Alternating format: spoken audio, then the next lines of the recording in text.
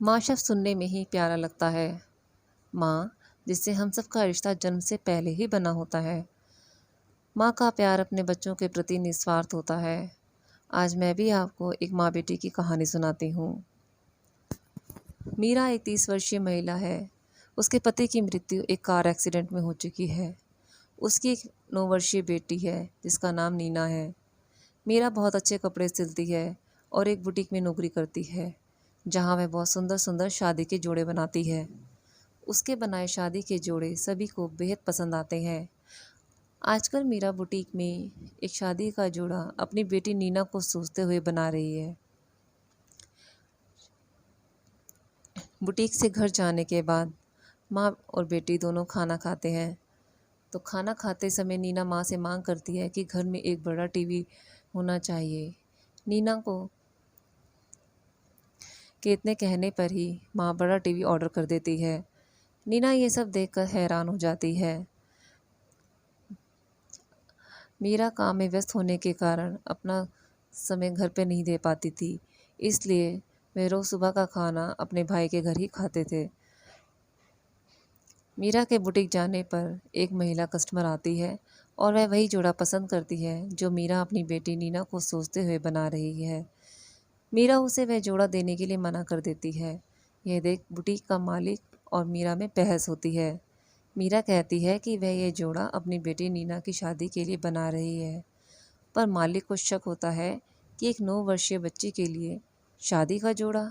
उसे शक हुआ कि वह यह ड्रेस कहीं और बेचेगी। माँ बेटी रात को अगला दिन एक साथ बिताने का प्लान करते हैं।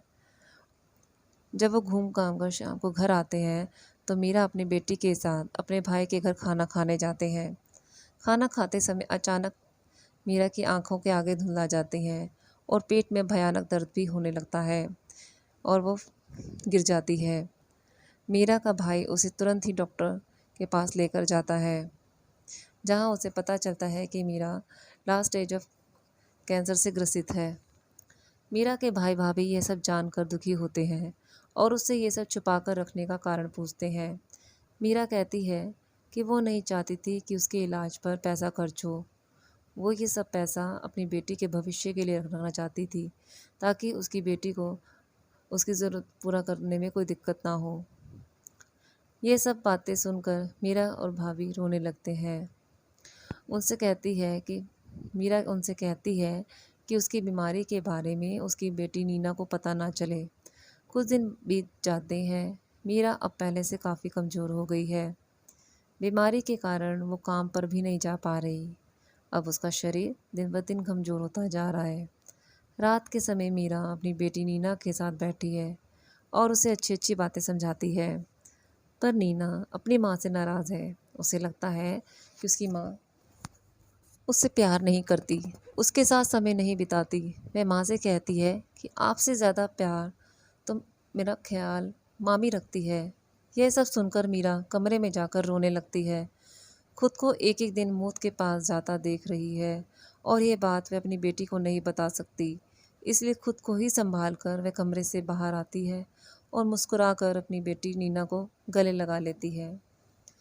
अगले दिन उसकी बेटी नीना का जन्मदिन है। मीरा अपनी बेटी के जन्मदिन को यादगार बनाना चाहती है, क्योंकि वे जानती है अगले साल वो अपनी बेटी का जन्मदिन मनाने के लिए जिंदा नहीं होगी। जन्मदिन धूमधाम मनाने के बाद रात को मीरा अपनी बेटी को साइकिल चलाना सिखाती है। साइकिल सिखाते सिखाते पीछे दौड़ते हुए मीरा के पेट में असहनीय दर्द होने लगता है, पर वो चुपचाप दर्द सहन कर जाती है और अपनी बेटी को साइकिल चलाना सिखाती है। ऐसी ही कोशिशों के बाद नीना साइकिल चलाना सीख गई, पर मीरा की हालत बहुत ख़राब हो गई। नीना साइकिल चलाते हुए हंसते हुए माँ को मुड़ कर देखा तो उसकी माँ की हालत देख नीना की मुस्कुराहट पल में गायब हो गई। फिर उसने रात को माँ को दवाइयाँ खाते भी देखा तो नीना समझ गई कि उसकी माँ की तबीयत बिल्कुल ठीक नहीं है। अगले दिन मीरा डॉक्टर के पास जाती है। अब उसके पास समय नहीं बचा। डॉक्टर उसे हॉस्पिटल एडमिट होने के लिए कहते हैं। आज नीना को स्कूल लेने के लिए उसकी मामी जाती है। नीना रास्ते में मामी से पूछती है कि माँ को क्या हुआ है। मैं रोज़ माँ को उल्टियाँ करते हुए और दवाइयाँ खाते हुए देखती हूँ। मामी नीना को कोई जवाब नहीं दे पाई। जब कोई जवाब ना मिला तो नीना ने मामी से कहा, मैं समझ सकती हूँ, मेरी माँ और ज़्यादा दिन नहीं बचेगी, है ना। कोई जवाब ना मिलने पर नीना समझ गई कि उसकी माँ के पास और ज़्यादा वक्त नहीं है। नीना मामी से कहती है कि मैं ये बात जानती हूँ, माँ को पता नहीं चले, नहीं तो उसे बहुत दुख होगा। अगले दिन नीना स्कूल जाने के लिए अपने आप उठती है व खुद ब खुद तैयार होती है। अपनी माँ को उल्टियाँ करते सुन भी नीना अनजान बन को बाय कहकर स्कूल निकल जाती है। छोटी सी बच्ची अपने आंसू नहीं रोक पाई और घर से निकलते ही रोने लगी। रास्ते भर रोती रही। स्कूल में भी वो अपनी माँ के बारे में ही सोच रही थी। आज मीरा स्कूल से नीना को लेने गई तो उसे अपने बुटीक ले गई और वही जोड़ा दिखाया जो उसने बड़े प्यार से अपनी बेटी की शादी के लिए बनाया था। नीना जिद करती है कि उसकी माँ वो जोड़ा पहन कर दिखाए। बेटी की जिद के आगे माँ की नहीं चली और माँ ने उसे वही जोड़ा पहन कर दिखाया। नीना माँ से कहती है कि माँ तुम कितनी सुंदर लग रही हो।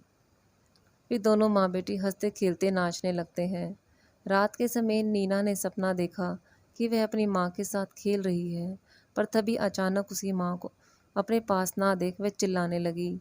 तभी उसकी नींद खुल गई। डरते हुए नीना अपनी उंगली माँ की नाक के पास ले जाती है। माँ जिंदा है, यह बात देख नीना निश्चित होती है। अगली सुबह नीना ने एक चिट्ठी लिखी और उसे मामा की सहायता से रेडियो स्टेशन भेजा। अब मीरा की तबीयत ज़्यादा ख़राब हो गई है और उसे हॉस्पिटल एडमिट होना पड़ा। नीना हॉस्पिटल के बेड पर ही माँ को गले लगा लेती है। आज उसकी चिट्ठी का दिन था जो रेडियो स्टेशन में भेजी थी, लेकिन उसे कब नींद आ गई पता ही नहीं चला। तभी उसकी चिट्ठी पढ़ी जाती है। चिट्ठी में लिखा है, माँ मैं बहुत खुश हूँ कि मैं तुम्हारी बेटी बनकर पैदा हुई हूँ, लेकिन तुम्हारा काम में व्यस्त रहना, मुझे समय ना देना, मैं तुम्हें कितनी बातें सुनाई, इसके लिए मुझे माफ़ कर दो। मैं वादा करती हूँ मैं आपसे अब कभी झगड़ा नहीं करूँगी। बस मुझे कभी छोड़कर मत जाना। मैं आपको बहुत प्यार करती हूँ। ये सब सुन चिट्ठी मीरा की आंखें भर आईं। उसने अपनी बेटी को गले लगाया, उसका माथा चूमा और उसे अपनी बाहों में भरकर सो गई। नीना ने उठकर अपनी माँ को आवाज़ लगाई, पर माँ नहीं उठी। नीना समझ गई माँ उसे हमेशा के लिए छोड़कर पापा के पास चली गई है। लेकिन नीना रोई नहीं, बस चुपचाप बिस्तर से उठकर पौधों को पानी देने लगी। नीना खुद को समझा रही है कि माँ अभी सोई है। नीना माँ से कहती है, माँ अभी तुम थोड़ी देर और सो जाओ। और नीना चुपचाप रूम के बाहर आकर खड़ी हो गई। थोड़ी देर बाद डॉक्टर चेकअप के लिए आए तो नन्ही नीना ने उन्हें अंदर ना जाने दिया। कहा कि मेरी माँ अभी तो सो रही है, वो थकी हुई है, मैं नहीं चाहती कोई अंदर जाए। डॉक्टर को समझने में देर ना लगी कि मीरा अब जिंदा नहीं है। वह जोर कर रूम में घुस जाते हैं।